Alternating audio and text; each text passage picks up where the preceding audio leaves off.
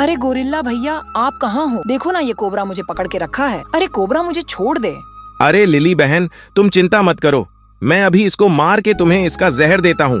अब मैं जल्दी से इस कोबरा का जहर खाकर ताकतवर हो जाता हूँ। अरे मैं तो सच में ताकतवर हो गया। अब मैं जल्दी से इस गोरिल्ला भैया को खाकर देखता हूँ कि मैं ताकतवर हूँ कि नहीं।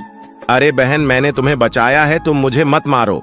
प्लीज दोस्तों, इस गरीब बाप के लिए इस वीडियो को लाइक करके चैनल को सब्सक्राइब कर दो और कमेंट में ये इमोजी लिख दो।